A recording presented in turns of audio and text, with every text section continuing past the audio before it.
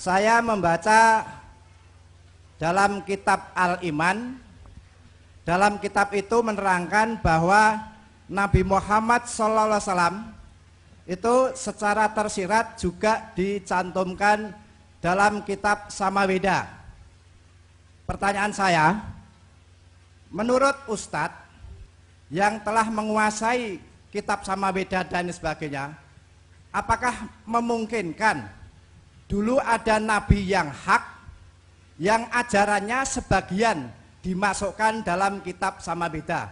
Karena memang kenyataannya Nabi Muhammad adalah sebagai penutup para nabi dan sebagai nabi terakhir, dan itu kok bisa masuk dalam kitab Samaweda? Apakah mungkin dulu ketika awal-awal agama Hindu itu ada nabi yang hak namun ajarannya diselewengkan dan sebagian masuk dalam kitab Samaweda itu? Terima kasih. Ya, ini dari Ummu Atikah ya. Assalamualaikum Ustadz. Waalaikumsalam.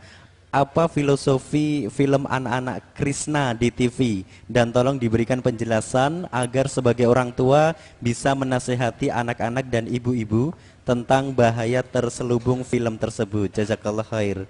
Ya, demikian Ustadz pertanyaan dari Ummu Atikah. Silakan Ustadz Abdul Aziz. Tadi Bapak menanyakan tentang Rasulullah di dalam kitab Weda. Benar ayah bunda, kalau nanti saya diberi kesempatan akan saya paparkan dengan jelas bahwa Allah itu mengutus Nabi sebanyak berapa ya bunda? 124.000 Nabi.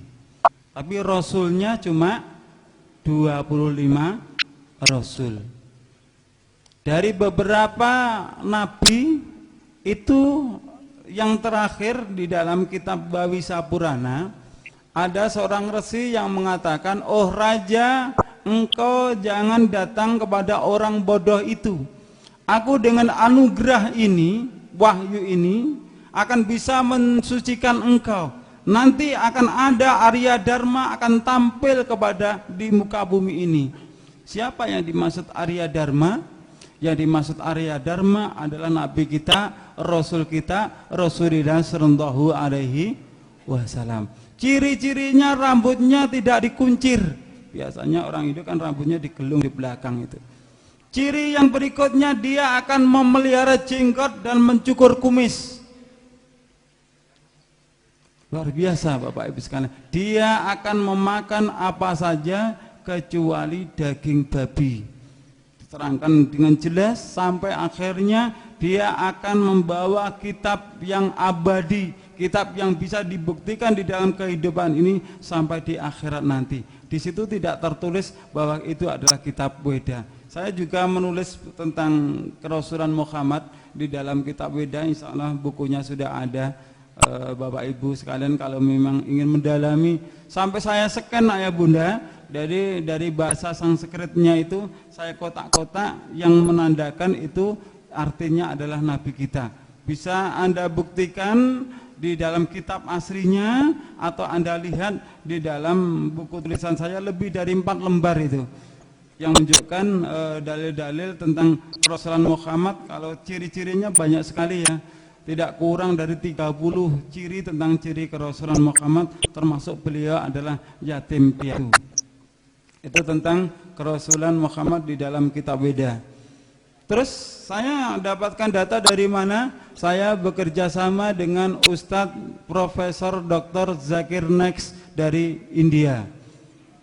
Jadi beliau selalu mengirimi beberapa email juga kitab-kitab suci dari India. Akhirnya bisa saya susun. Itu Bapak Ibu sekalian jawaban saya. Terus bagaimana pendapat tentang film Krishna? Nah, ini tugas kita ayah bunda sebagai orang tua. Itulah tujuan orang-orang di luar Islam untuk mencuci otak anak-anak kita. Itu tujuan mereka. Jadi bagaimana supaya anak-anaknya umat Islam ini sejak kecil punya keyakinan seperti halnya di dalam kartun Krishna itu. Harapannya seperti itu. Itu bukan sekedar film kartun ayah bunda, itu benar-benar terbukti ya, terbukti semua yang ada di dalam naskah film kartun itu diambil dari kitab Weda. Jadi seperti itulah kenyataannya di dalam keyakinan agama Hindu, bahwa dewa itu bisa menjadi seorang anak kecil, dia bisa mengendalikan dunia. Seperti halnya keyakinan-keyakinan masyarakat kita, katanya ini adalah dengan ayat-ayat Al-Quran. Saya tidak berani menjawabnya. Pertama, saya tidak berani mempertanggungjawabkan di dunia sampai di akhirat, dan saya pun juga belum menemukan sejarah-sejarah bahwa para wali songo itu mengadopsi ajaran agama Hindu. Saya belum pernah tahu dasarnya. Karena keterbatasan saya, mungkin kalau Anda pernah punya buku atau membaca sejarah-sejarah, insya Allah saya membutuhkannya. Saya tidak mau melecehkan para pejuang-pejuang kita. Kalau memang itu adalah benar, tentu Bapak Ibu sekalian kita menyadari pada saat itu Islam di negeri kita ini masih minoritas, yang mayoritas agama Hindu. Tapi sekarang kebalik, Hindu sekarang itu minoritas, yang mayoritas adalah agama Islam. Kita sebagai generasi penerus yang meneruskan perjuang-perjuang ulama kita, mari kita kobarkan perjuangan kita untuk membangun, menegakkan kebenaran. Karena apa? Dengan menyampaikan yang benar adalah benar, yang batil adalah batil, kita akan bisa mampu merasakan bahwa Islam ini bukan sekedar agama kita, tapi mampu merasakan bahwa Islam itu kita lakukan, kita amalkan di dalam ibadah-ibadah kita. Ibadah kita pun seakan-akan punya ruh, yang ruh itu bisa menyambungkan diri kita dengan Allah Subhanahu wa ta'ala.